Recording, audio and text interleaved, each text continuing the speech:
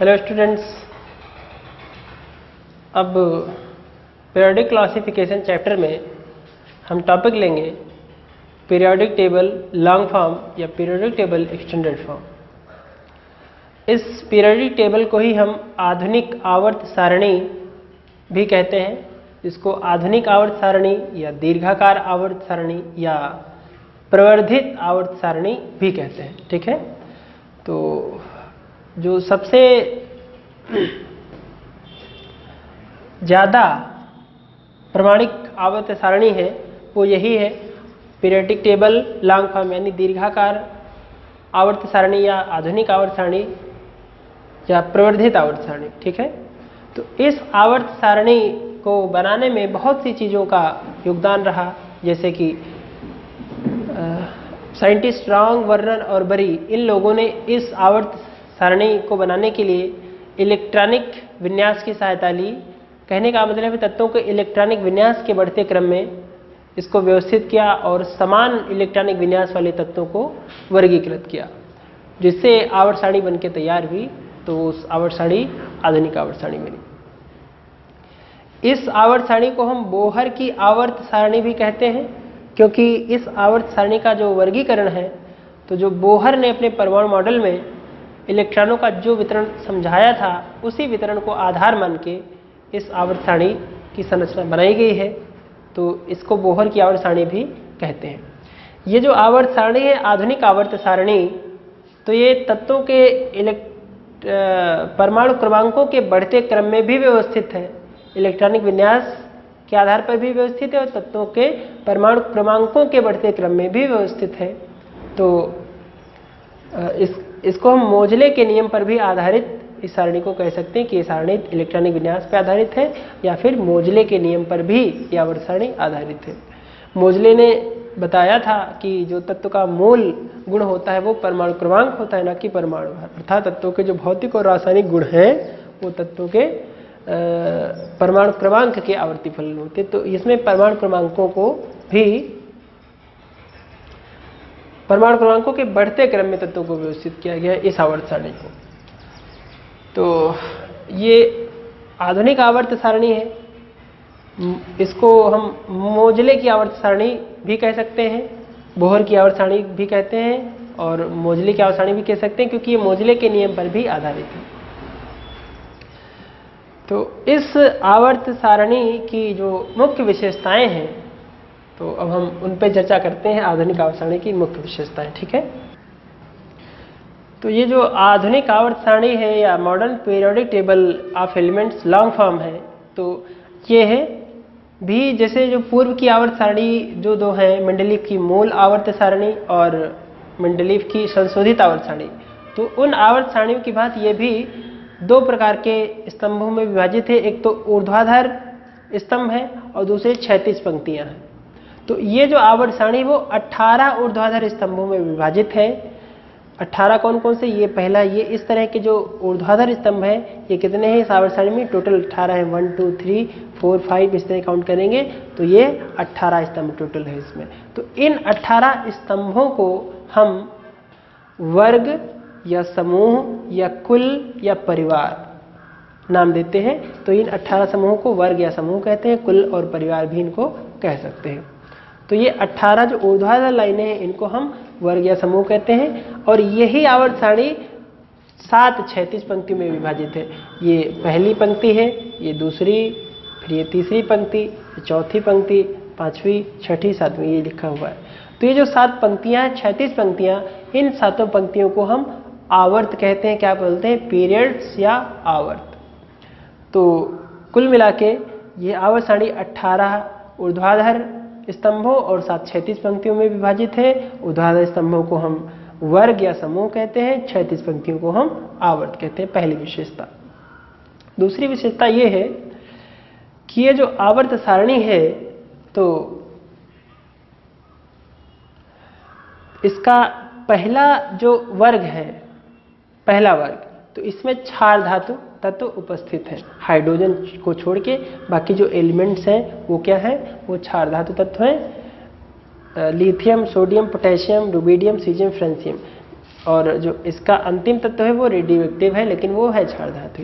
तो इस आवर्त सारणी का जो पहला वर्ग है वो क्षार धातु तत्व उसमें आते हैं हाइड्रोजन को छोड़ के, और जो अंतिम यानी 18वां वर्ग है वो हो अक्रिय गैसों का वर्ग है, यानी 18वें पहले वर्ग में क्षार धातु है और 18वें वर्ग में अक्रिय गैसें हैं।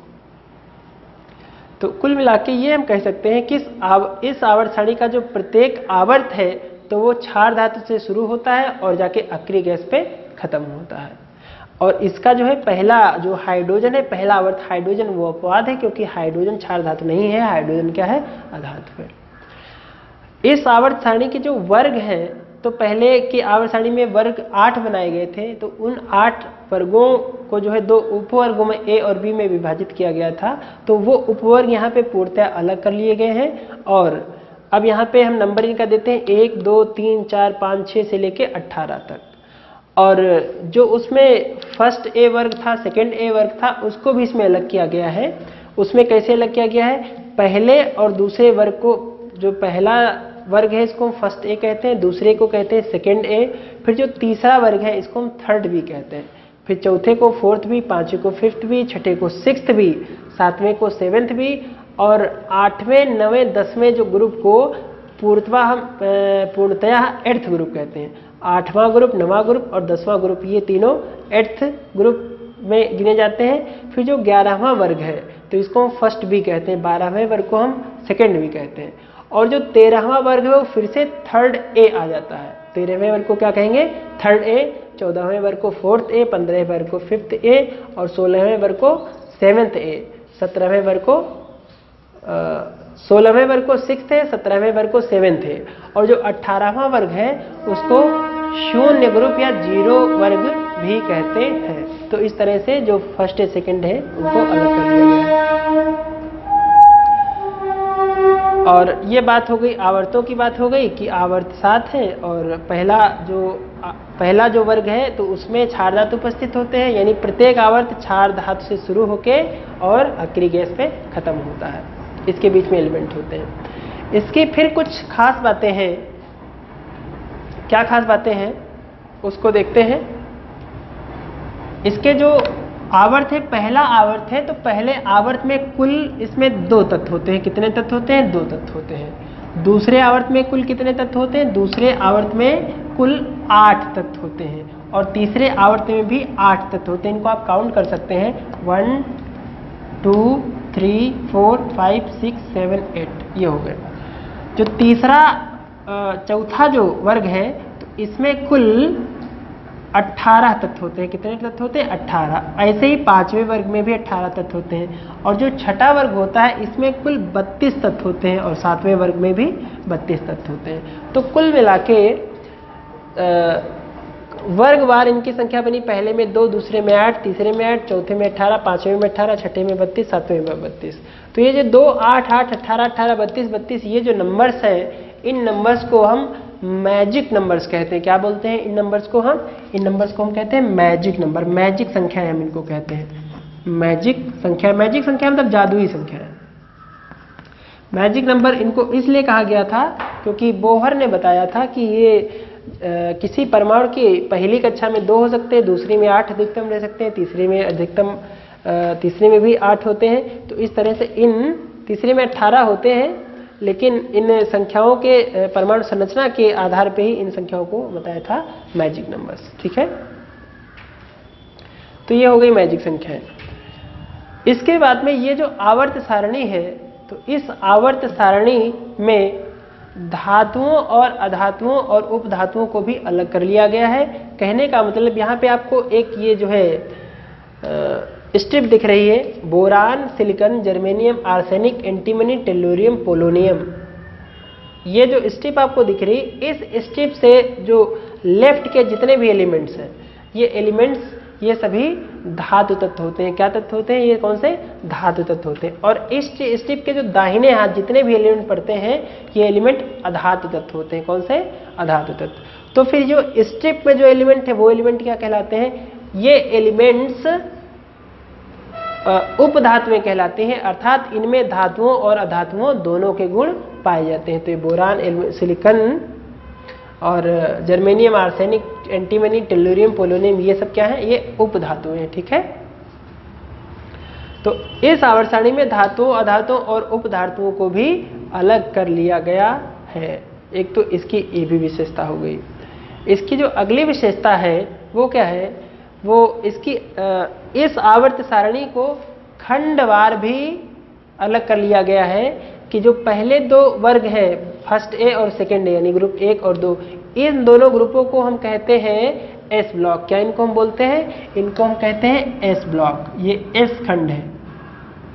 और जो आखिर के 6 ग्रुप हैं, यानी 13, 14, 15, 16, 17 और 18, ये जो 6 ग्रुप हैं, इस ग्रुप को, इस ब्लॉक को हम बोलते हैं पी ब्लॉक। इसको कौन सा ब्लॉक बोलते हैं हम, पी ब्लॉक इसको हम बोलते हैं।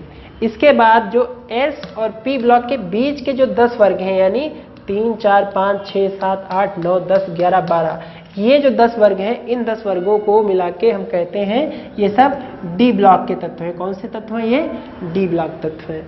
और इस श्रेणी के नीचे 2 श्रेणियां बनाई गई हैं, इन श्रेणियों को हम डी ब्लॉक के तत्व कहते हैं। क्या बोलते हैं इन श्रेणी को, सॉरी एफ ब्लॉक तत्व, इन श्रेणियों को हम क्या बोलते हैं, एफ ब्लॉक तत्व। ठीक है, तो ये जो एफ ब्लॉक तत्व है, इनके बारे में थोड़ी बात कर लेते हैं। तो इनको जो अगली विशेषता है कि इस आवर्त सारणी में जो लैंथेनाइड और एक्टिनाइड श्रेणी के तत्व है, उनको आवर्त सारणी के नीचे 2 अलग पंक्तियों में स्थान दिया गया है। एक इसकी भी विशेषता होती है। ये जो लैंथेनाइड और एक्टिनाइड श्रेणी के तत्व ये क्या है, इनके बारे में थोड़ी सी बात करते हैं। परमाणु क्रमांक 57 पे एलिमेंट है लैंथेनम, ये लैंथेनम की स्थिति यहाँ पर है। और जो परमाणु क्रमांक 89 है, तो 89 पे एक्टिनियम, एक्टिनियम की ये स्थिति है, यानी तीसरे वर्ग में, तीसरे वर्ग और 7वें आवर्त में लैंथेनम है तीसरे वर्ग और 6ठे आवर्त में, एक्टिनियम है तीसरे वर्ग और 7वें आवर्त में। तो इन 2 यानी लैंथेनम के आगे के जोता तत्व जो हैं, उनको हम कहते हैं लैंथेनाइड श्रेणी के तत्व। क्या बोलते हैं उनको, लैंथेनाइड श्रेणी के तत्व। और इन सभी लैंथेनाइड श्रेणी के जो तत्व हैं, इनका आवर्त हम बताते हैं ये 6ठे आवर्त के तत्व हैं। किस आवर्त के तत्व हैं, 6ठे आवर्त के। इस तरह एक्टिनियम के आगे के जो 14 तत्व हैं, यानी परमाणु क्रमांक 90, थोरियम 90 से लेके लॉरेंशियम 103 तक के जो तत्व हैं, इन तत्वों को हम कहते हैं ये 7वें आवर्त के तत्व हैं, और इनको हम एक्टिनाइड श्रेणी के तत्व कहते हैं। ठीक है, तो ये है।